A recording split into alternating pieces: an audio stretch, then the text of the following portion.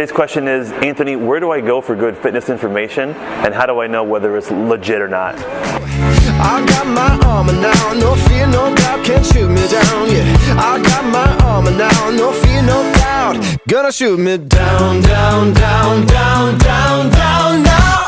So you can find information anywhere now, especially internet. I mean, on your phone, Facebook, Instagram. You can Google anything you want and go to YouTube. I mean, there's tons of information out there. And so it's a valid question. You know, how do I know where to go for some of this information? And how do I know whether to trust something, whether it's actually reliable and good and useful for me? You know, and I'll say a caveat. Well, anything online, you know, typically is geared towards a certain demographic or person or something like that.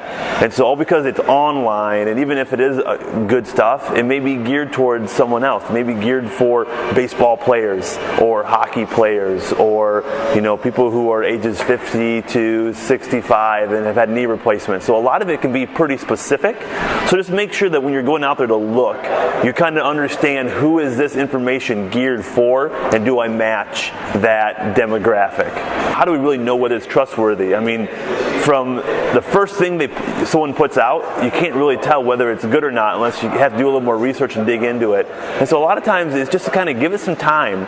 You know, if they're only putting out one or two things, there's not a lot of background, maybe I'd kind of be a little bit leery, and I'd wait until they had more information to kind of get a better view of what they all provide. But if there is a lot of information, just kind of start to walk through it and see, all right, do things kind of match up? Do they make sense?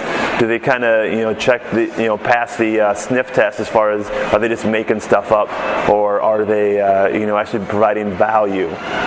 One thing you can do too is just to look at kind of the voice of what comes out. Is it focused on the person giving it? You know, are they always in the videos and are in information? Are they kind of self-centered, self-focused? Is it more about them than it is about helping you? Because a lot of times people like talk about themselves and brag about how smart they are instead of actually providing value and content and something useful. So that's one thing you can check as well.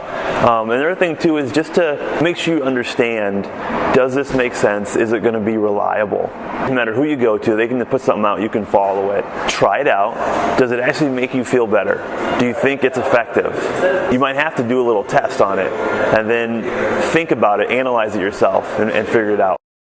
Usually you find one person who you trust, and they're going to be tied and involved with other people who are trustworthy. And people who are kind of maybe not as trustworthy and they're just kind of making things up, they're not reliable.